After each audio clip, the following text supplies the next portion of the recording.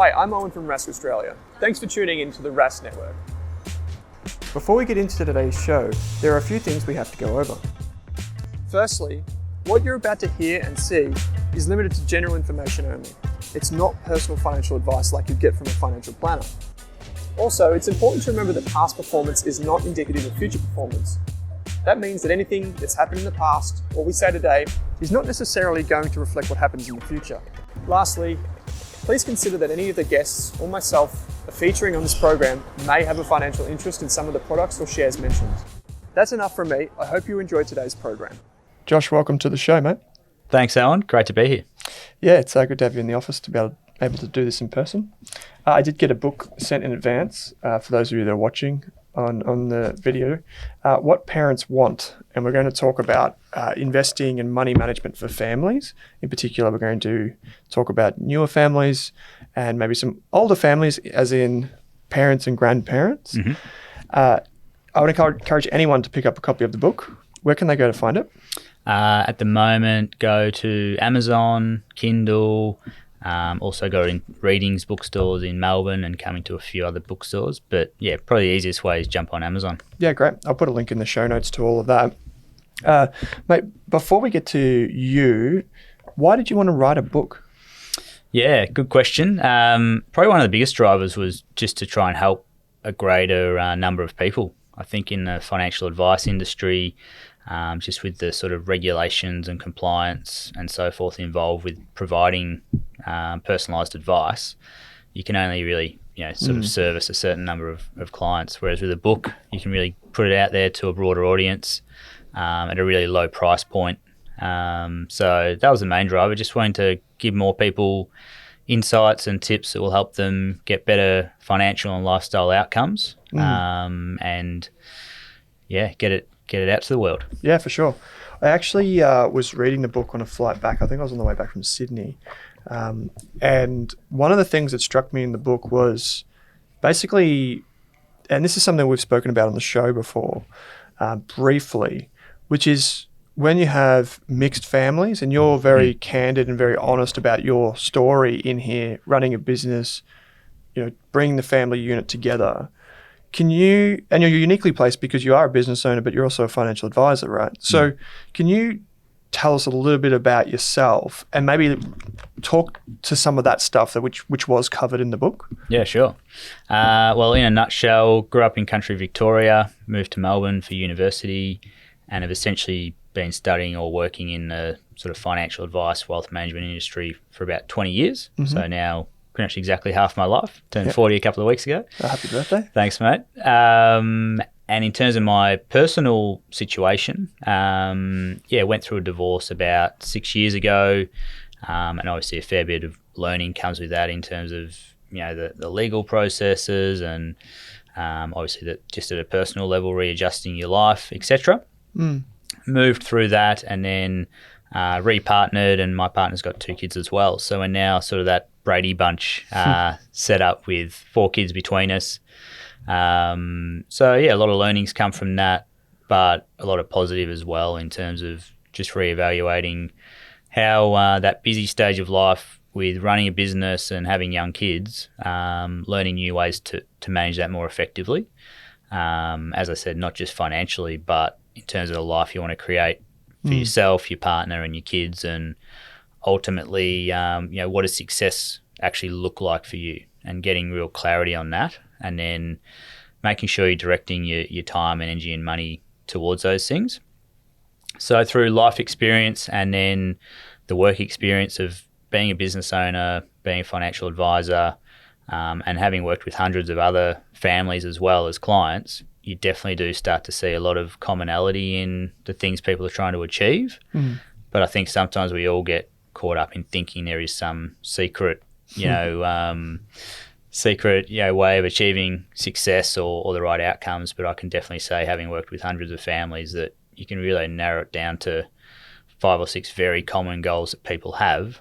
That's a little bit of my own experience, both on the work front and personal front, which is overlaid into the tips and tricks in the book, and also with the actual advice that we provide to clients. What were one of the things I can imagine you running your own business, going through the divorce process and family like integration. I feel like maybe if some people in your situation would like that would be a shock because here you are as like a financial professional as well, and you may have come across this when dealing with families, but then experiencing it yourself would have been pretty trying, right? Yeah. So I guess what were some of the lessons that you learned in maybe not so much the negatives, but more so bringing the family unit together and then like adjusting. How did you go about dealing with that? Yeah. I think it's just communication is key in anything in life, really. That's probably one of the things I have learned a lot, definitely in the last 6 to 10 years, being a business owner, as I said, going through some challenging times as a family, things like that.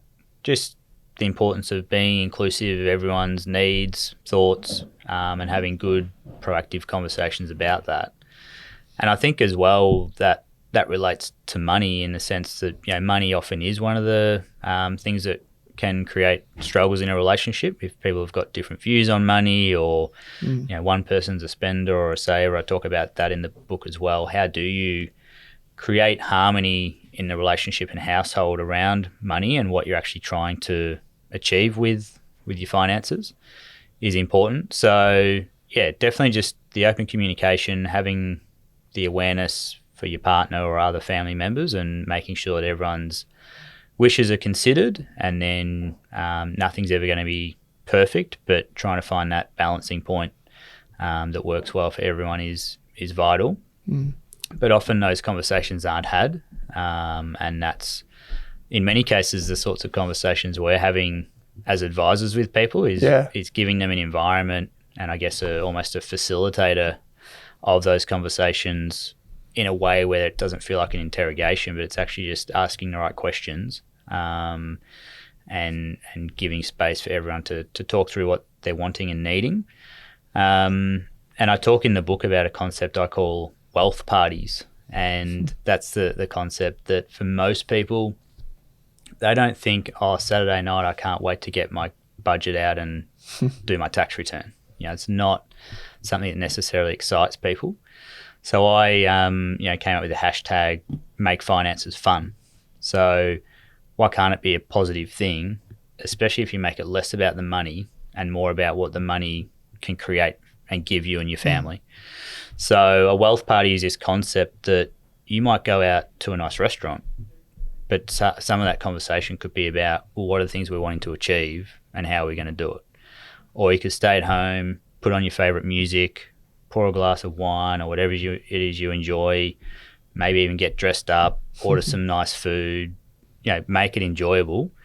And as I said, don't focus on the dollars, focus on what you actually want to enjoy in your life. What are the things you're trying to achieve by working hard and by generating an income and things like that.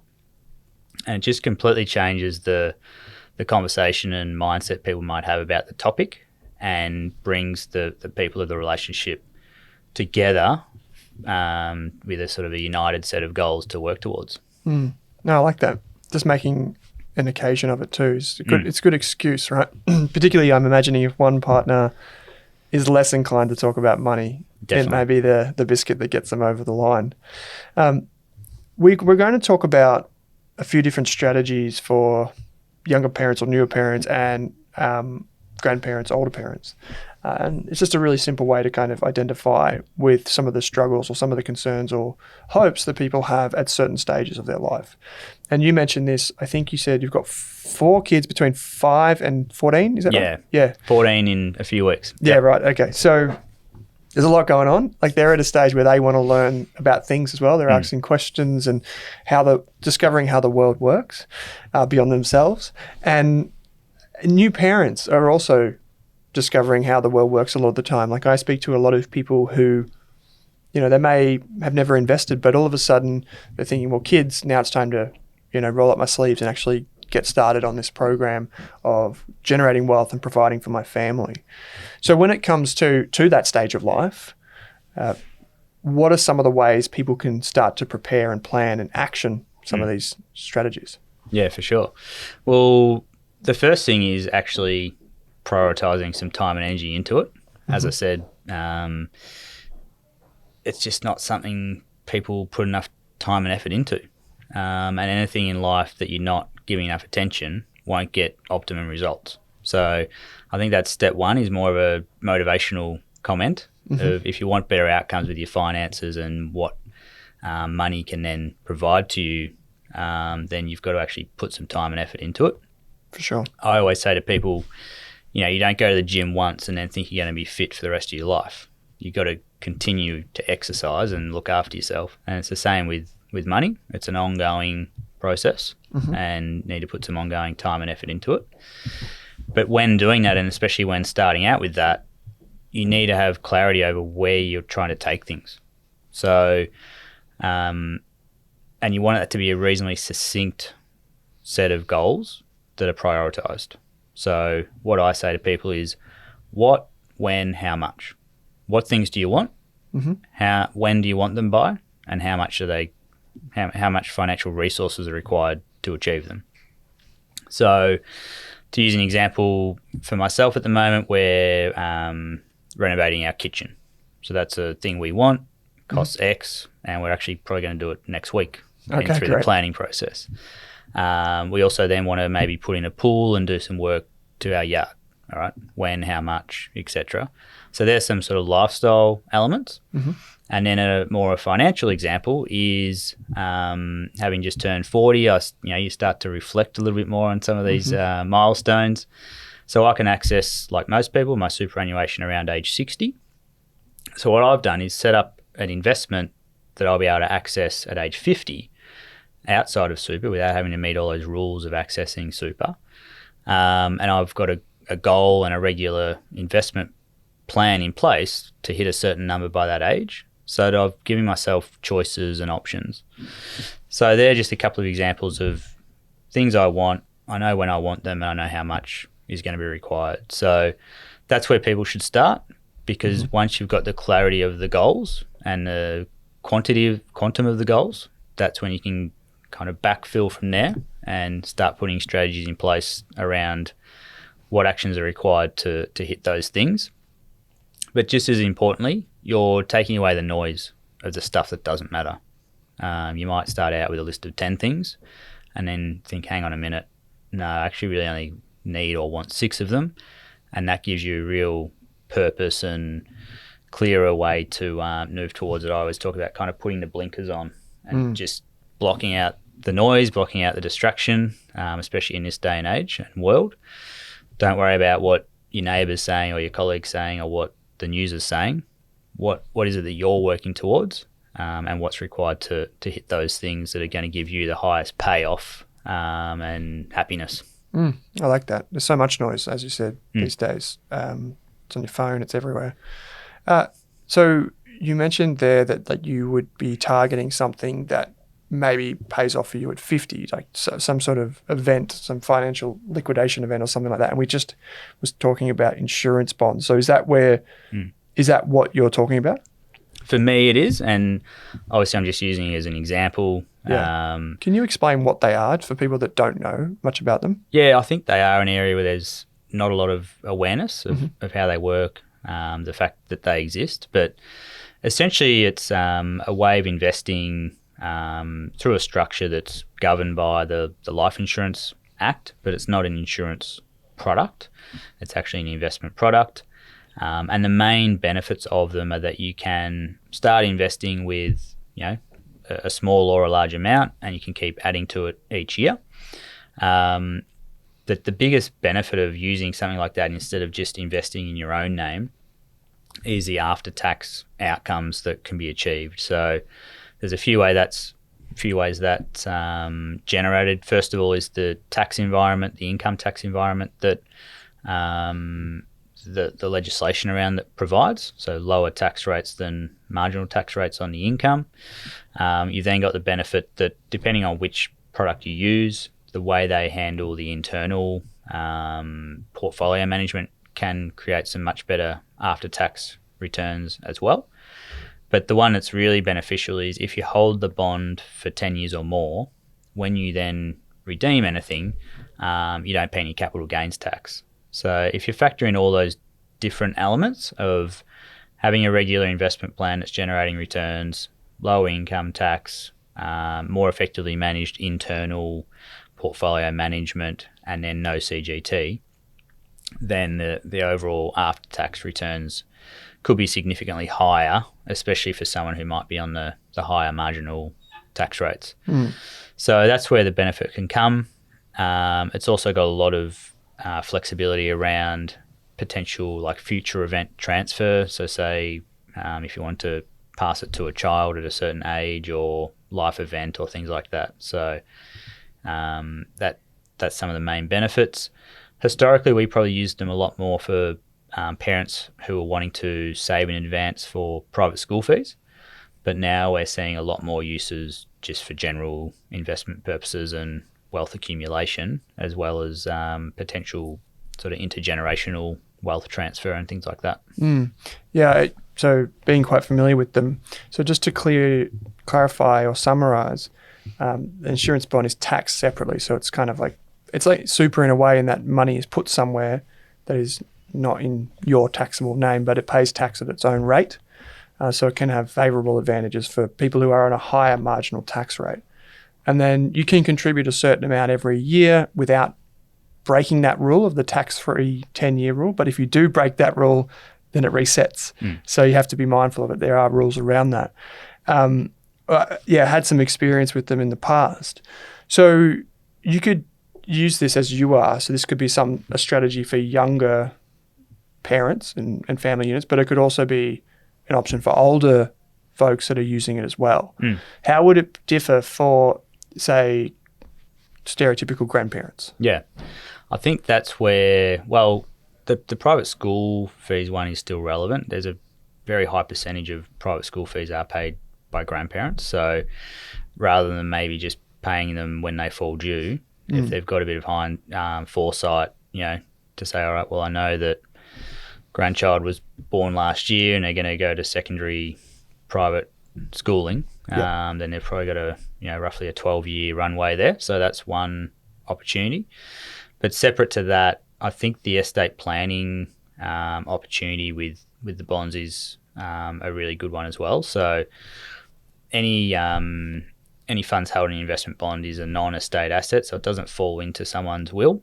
So it can give greater direction, I guess, of where those funds will go, can circumnavigate the fact that a lot of wills unfortunately do get challenged, and there's often a lot of issues with estate planning, and families not always showing their best side, unfortunately, when money's involved in estates and things like that. So it means that a grandparent could direct funds directly to kids or grandkids without it getting caught up in the estate planning process. And I think the other benefit is if you're wanting to actually involve your kids and grandkids in the journey of investing and helping them understand some of the key concepts about investing, then that's a really good opportunity as well, is at the right time, and when the grandkids are at a sufficient age to have a bit of understanding, you could bring them into the conversation and say, well, this is what it is, and you don't necessarily have to talk about figures, but more conceptually around this is what it is, what it's for, how investing works, start talking about some of the common concepts like compounding and the impact of time, and possibly even transition the investment to a child or grandchild in future that they can continue contributing to, because they've had enough education to realise that the power is in the ongoing growth and contribution to that investment pool. But I think the benefit from that perspective is the sort of common analogy of teach a man to fish versus giving a man to fish. If you just gift your grandchild something at age 18 and they spend it on a car or a house, they haven't actually learnt anything. Yes, it helps them get a leg up, but have they actually got a lesson and understanding of how to continue to grow their own wealth going forward? Probably not. So I think that's the other element of something like a bond is it's tax effective, it's estate planning effective, but you could use it as a way to bring the next generation into the conversation and help them continue to grow wealth going forward. This is maybe a technical question you may not know straight off the top of your head, but I'm guessing you might. Is can you transition the bond to someone else? So Yes. So say if you had it and you kept it going, but then you wanted to give it to your kids, they could basically take control of it? Yeah. Yeah, right. So it doesn't have to you don't have to cash it in and then start again or anything like that. Well, that's mighty powerful then, isn't it? Because you can just continually do it. Yeah. And so I'd imagine a lot of parents maybe this is the way you think about it, or maybe not, is because there's that 25% limit to add. 125, Yeah, 125 to add to it each year. Yeah. You could do it so that it's on their birthdays or something like that, instead of doing, here's a gift, on your sweet 16th. Here's we're putting money into this thing. And like you said, it's an occasion to talk about it. Yeah. And then it just keeps rolling. Yeah. Just keeps rolling and rolling. Yeah. Yeah. So it gives you a lot of flexibility as to how you want to use it or how the future generations might use it. But it opens up the conversation.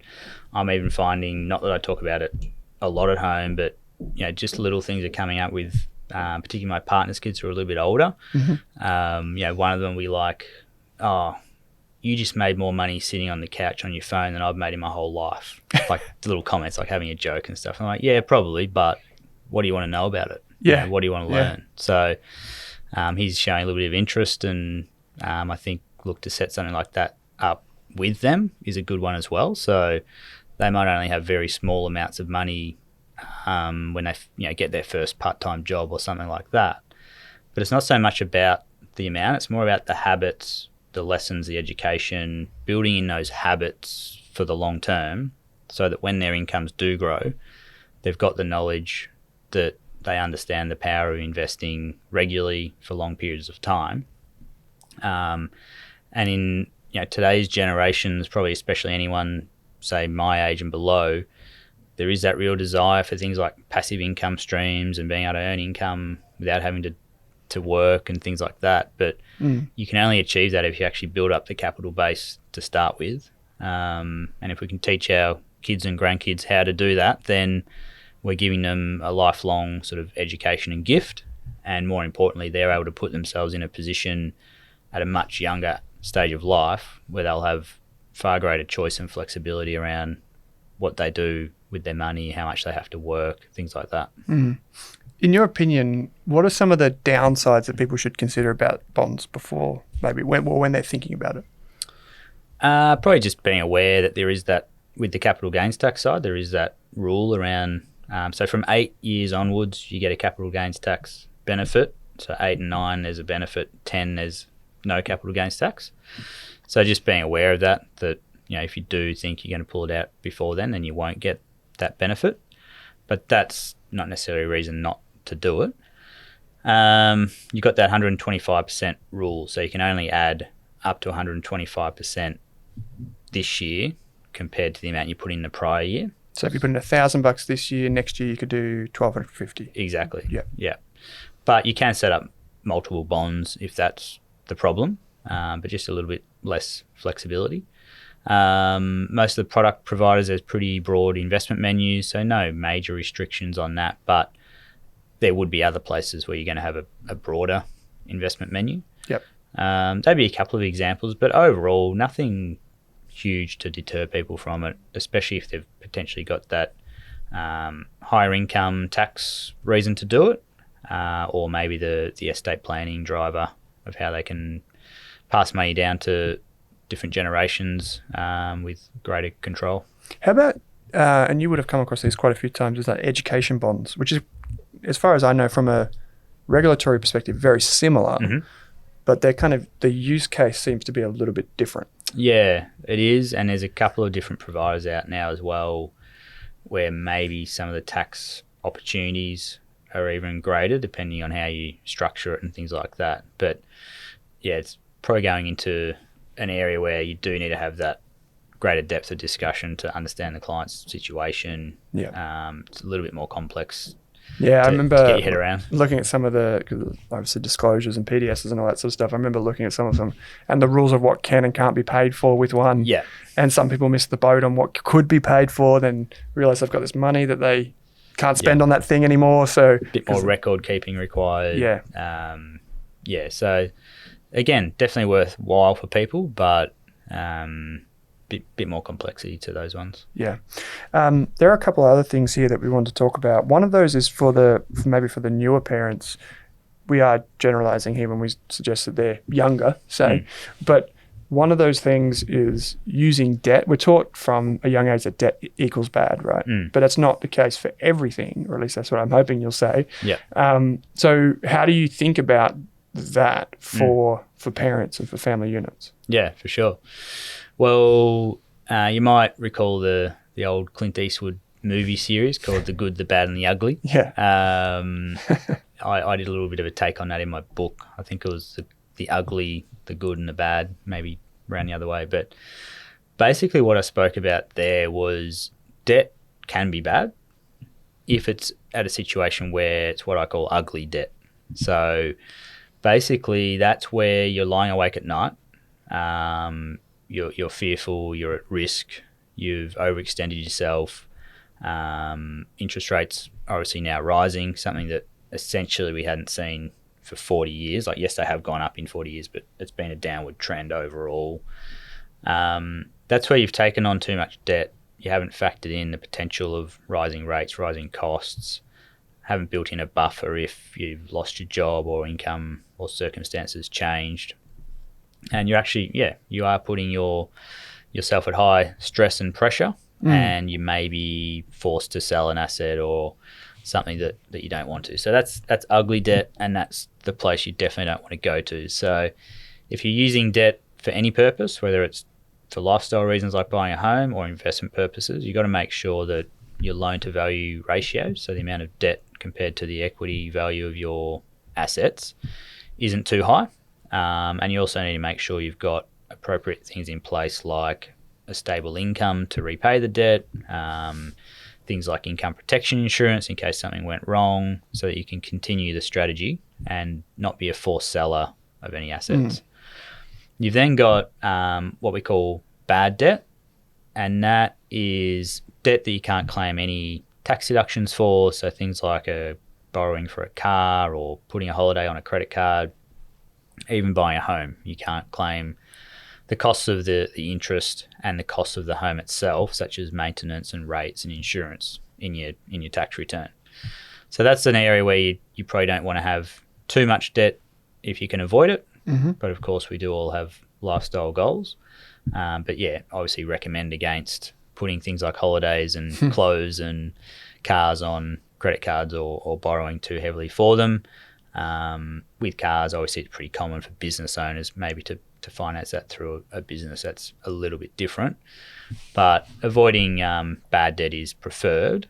Or if you do have it, for example, to buy a home, then generally you want to be reducing that type of debt first, because there's no major tax or financial benefits in it necessarily. The place where there's a real potentially an opportunity for people, and maybe the one that people should be considering instead of just having this mindset of pay off all debt is bad, is good debt. So that's where you borrow money for investment purposes, whether it be to buy property or shares.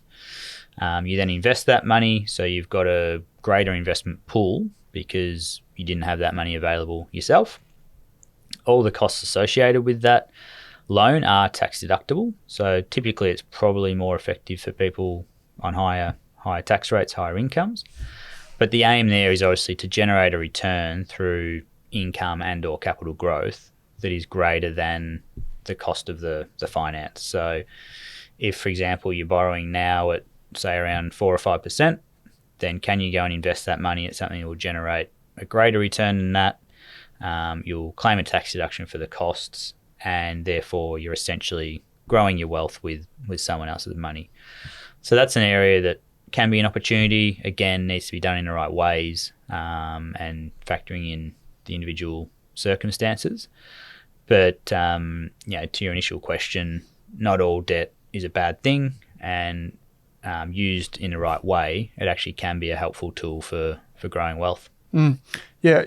Do you see clients most likely doing this with lines of credit against the home, like secured against the home? Yeah, that's in many ways that's probably preferred, because if you're securing it, stocks, for example, with a margin loan, then you are opened up to a bit more risk. So you can incur what's called a margin call, and that's where if markets have dropped, the value of portfolio drops, then that loan to value ratio I mentioned earlier, the LVR, if that gets to a certain point, you've either got to sell holdings or add more cash in, which you may not have available. So yeah, using property as security is an easier, sort of stabler way to do it. Possibly might get slightly better interest rate as well. But the margin lending option is still a viable one to consider, but just being aware of some of those risks and definitely not over leveraging through that type of structure would be important. Yeah, I definitely find the preferred option amongst our community is lines of credit against home when there's equity to redraw. It's definitely the preferred option there. Okay, so there's a couple more, and I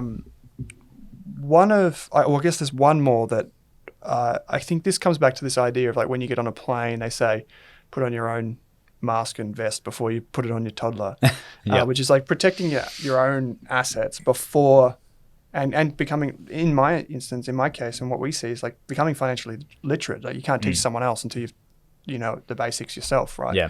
And so there are numerous ways that this can be done, but I've seen this up close a few times as people approach retirement. I said this is a great time to get advice. I think it's probably the most important time if I had to pick one, because there's so much opportunity and you want that clarity. Yep. So can you maybe just talk to that a bit about like if you've got, say, grandparents thinking, I want to provide for kids, I want to provide for my grandkids, but I also need to take care of myself. Like how do you step through that process? Yeah, sure. Yeah, I'd say the clear life stages we see with clients, and again, we're generalizing with ages here, but just to give a bit of a gauge of what is common, is sort of that, 30 to 50 is you're having the kids, you bring them up, you're probably at your highest cost phase of raising the kids.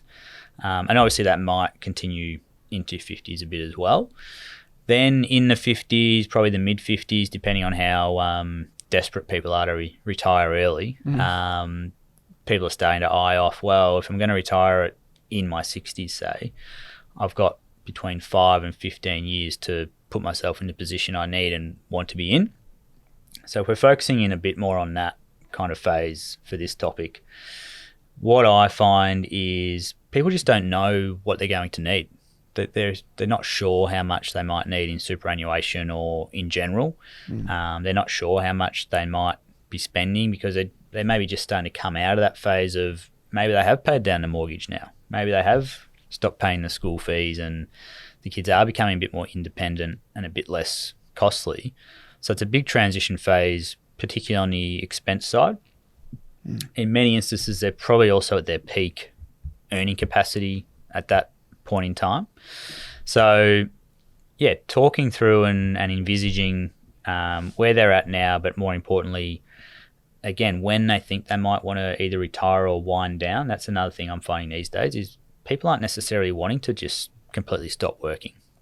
With things like work from home and using Zoom and more flexibility in the workforce now, I think people are happy to keep working if they've got some flexibility and they know they could work from anywhere and kind of enjoy the lifestyle they want, but still get some stimulation and some income. And whether their driver is lifestyle or financial to keep working a bit, it doesn't really matter, but there is that more open-mindedness, I think.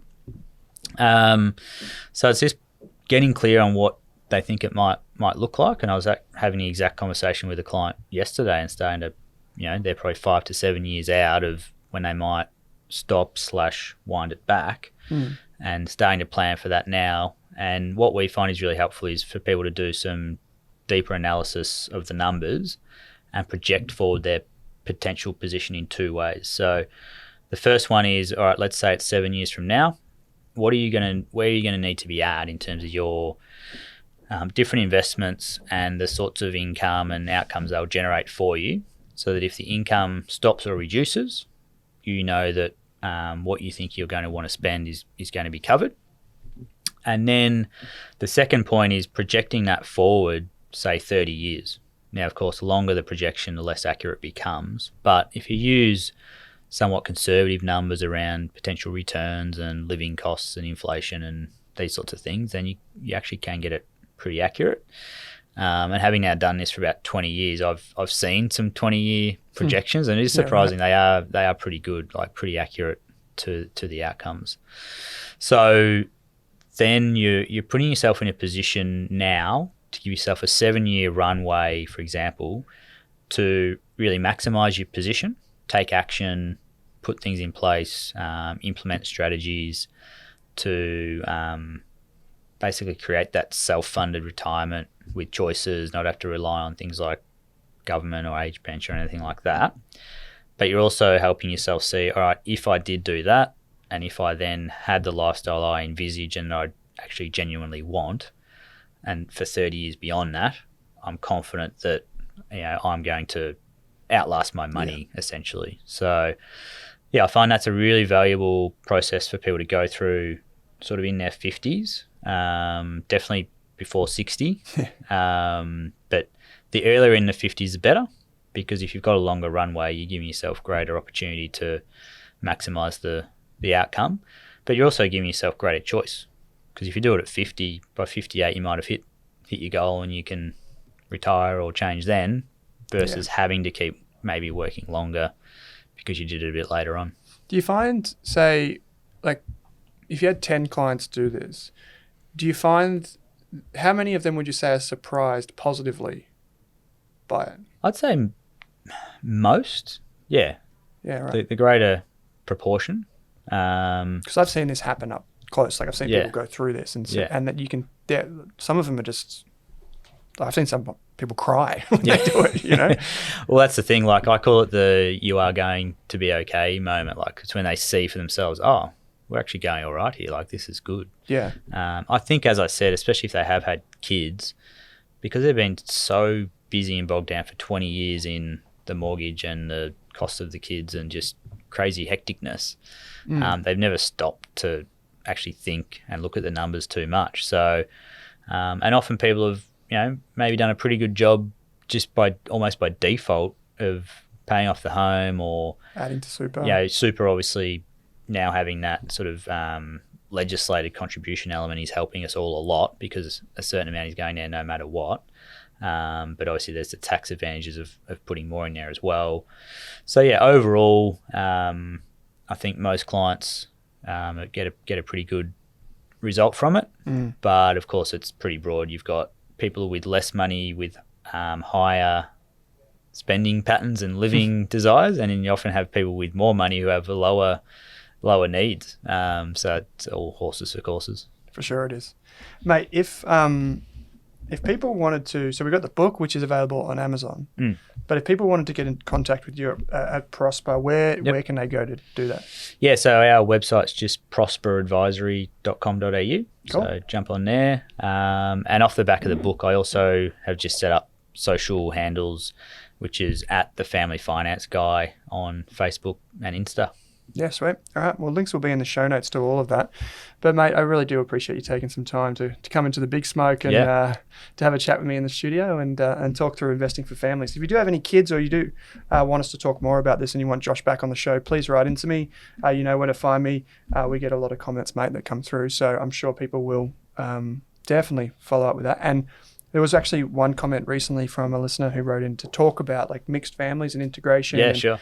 And it's a thing, right? It's super important to so many people. So if you are in that boat and you want us to talk about things, or if you have questions, please send them in and we can ask Josh to come back into the city and join us for round two. But mate, I appreciate you taking the time today. No, thanks for having me. Really, really passionate about it. Obviously living and breathing it myself. I know it's a busy time, but as I like to say, it's vital that people enjoy the journey, not the destination, because otherwise what's the point? So hopefully there's a few ideas for people to achieve that. Yeah, great. Thanks again, mate. Cheers.